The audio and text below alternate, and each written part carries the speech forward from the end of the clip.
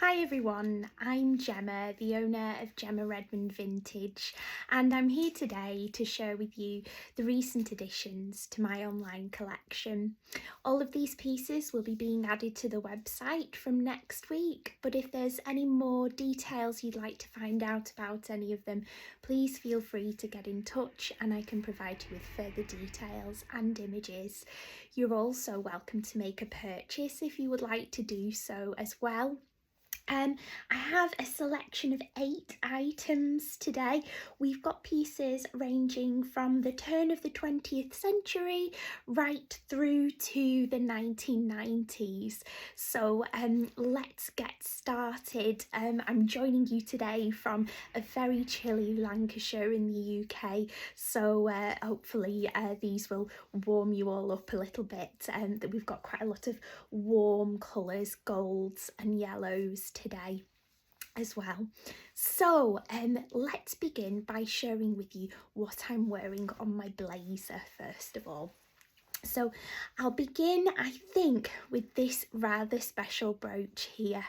This fabulous and dazzling piece dates from the late 1950s and it was made in West Germany in the Kaufbeuren region, and it was made by a company, a maker called Manfred Kleinart, the Kleinart company, and it's stamped on the back with his factory number, which is number 41. As you can see, it features a beautiful navette and round purple rhinestones, shimmering colourless rhinestones in this dome-like design, and has a lovely teardrop pearl suspended from it, detailed with some aurora borealis round rhinestones around the top. We've got 3 little faux pearls on it too. It's sort of a heart-shaped design or a leaf-shaped design, and as you can see, it looks enchanting worn on a lapel like this. I'll just take it off so you can have a closer look at it. Just swivel the catch around and pop it out. Just lift it up here. Here we go. And you can see the back here, the construction is fabulous. Here's the 41 for the factory mark of Manfred Kleinart, and you can see that it's a lovely traditional safety catch, nice and strong and secure here too. So you can see the details on this piece. It really is as sparkly as the day it was made, and as I'm sure I've mentioned before to you, jewellery by West German makers from the Kaufbeuren region is particularly collectible at the moment, as it should be, because of the high quality of the rhinestones and the design, and the designs are so typical of mid-century jewellery. They produce pieces for couture houses such as Dior and Balenciaga, so they really were the top makers of rhinestone jewellery. Next, let's take a look at this other piece I'm wearing on my blazer here. This piece is a dress clip, and it was made in Germany. It's constructed from silver and detailed with marquisite stones and a turquoise glass stone too. I'll just unclip it. You can see it comes on and off very easily, and you can also see in the light here that it is super sparkly. All of the marquisites are nice and bright and strong. You can see it's a design very typical of the Art Deco era. This was made probably circa 1930. On the reverse, it is stamped 935 to show it's made from silver, and you can see this piece just adds a touch of style to a blazer as I was wearing it. You could even wear it as a pendant if you wish to do so too. Let's take my blazer off now so you can get a closer look at the necklace I'm wearing. So, this is a fabulous piece. It is a necklace from the Art Deco era, as you can probably tell from the design, and it's constructed from platinum which was a metal developed in Germany around the 1920s as a great base for necklaces such as this design. The glass stones in it are green and orange, and they're these very, very typical Art Deco linear shapes. We've got triangles and squares here, and then we've got circular colourless paste stones interspersed between this sort of almost bow tie like design, reverse bow tie like design.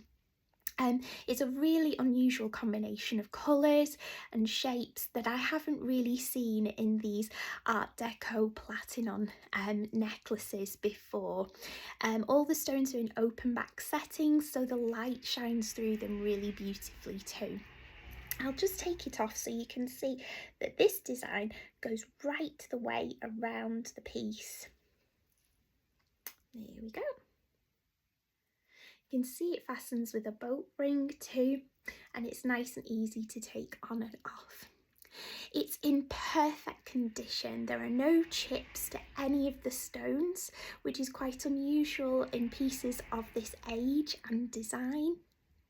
And you can see that the stones shimmer beautifully. It's a really evocative piece. A little bit like the dress clip, it was most likely made in Germany. Next, let's move on to another example of German jewellery. These earrings were made by the Jacob Bengal company in the 1930s. You may recall the Jacob Bengal necklace, which I shared with you a couple of weeks ago. It's now sold, but these are typical, like that necklace, of machine age Art Deco design. We've got here the chrome plated metal tubes which really evoke the machinery, new technology being developed during this time period. And then we have these fabulous yellow, marbled yellow resin oval shapes here with the chrome plated balls in the middle. They're a really stylish pair of earrings, I'm sure you'll agree, and have a lovely drop on them. They're nice and statement too. I'll just take them off so you can have a closer look at them. There we go. You can see the colour is really versatile and wearable. It's a nice autumn winter colour too. Okay, next let's move on to another Art Deco piece. These are very popular with a lot of my clients and customers, and this again I'm sure will be.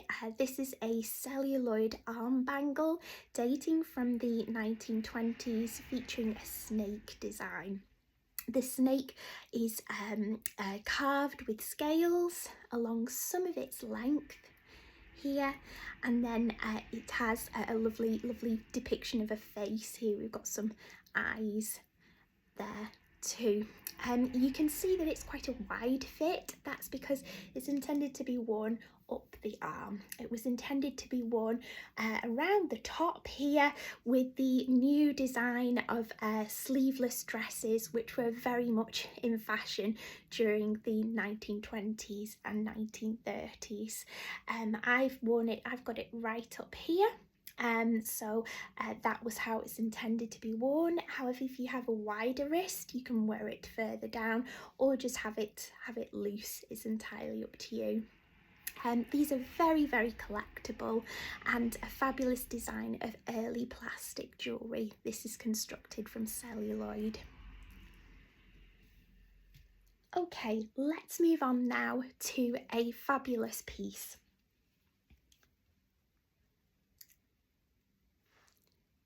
This wonderful locket dates from the turn of the 20th century, circa 1900. And it's detailed with enamel work, guilloche enamel work in yellow, and it also features floral motifs in shades of blue and pink and green on the front of the locket. This piece was made by the German Martin Mayer Company, who were founded around the late 1800s. They are particularly well known for their enamel work, their enamel lockets especially, and this piece is an exceptional example of Martin Mayer's enamel lockets. This piece dates, as I mentioned, from circa 1900, when floral jewellery was really in vogue, and it's constructed from silver. It has the hallmarks on the bail here of the Martin Mayer Company and some silver hallmarks too. You can see the reverse of the locket is plain, but you can see that lovely guilloche enamel, the engine turning here, shimmering in the light. Next, let's move on to another great necklace. This necklace here dates from the 1950s, and it features an array of glass cabochons in sort of a duck egg blue colour. The cabochons are almost speckled in colour. I don't know if you can see.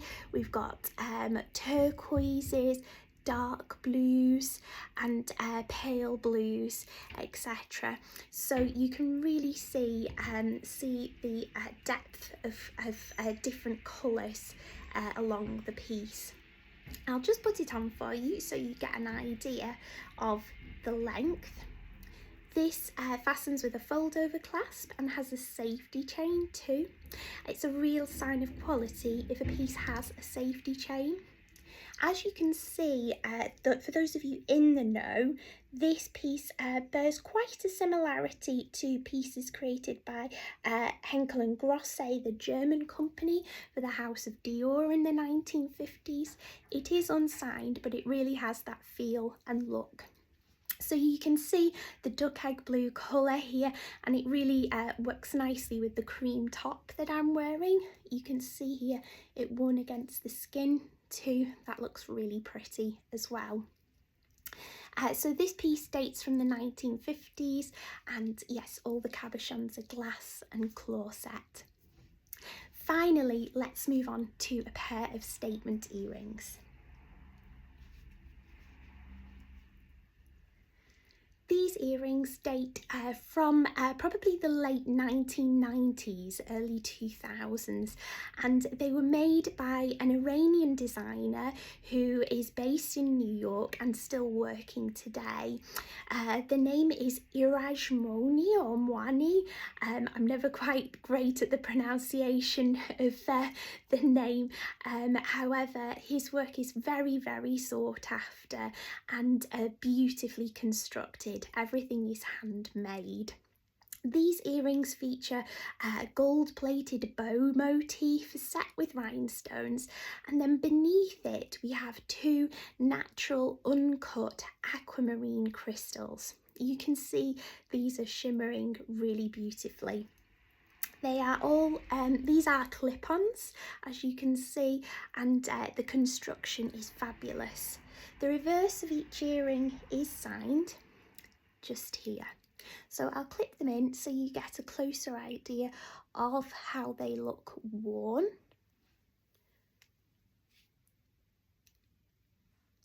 You can see that they really do make a fabulous statement and look great, particularly worn with this duck egg blue sort of aquamarine coloured necklace as well. These are very, very collectible. Work by Iraj Moni is very, very sought after and will become real sort of antiques of the future. So let's recap my pieces today. I have my Iraj Moni vintage, probably 1990s, early 2000s earrings. This duck egg blue glass cabochon necklace from the 1950s. These Jacob Bengal earrings, this Art Deco cuff, this Martin Mayer locket, this Art Deco platinum and glass necklace, this Kleinart late 1950s brooch, and this Art Deco Marquisite German dress clip. Thanks very much for joining me, and I'll see you all again soon. Bye bye.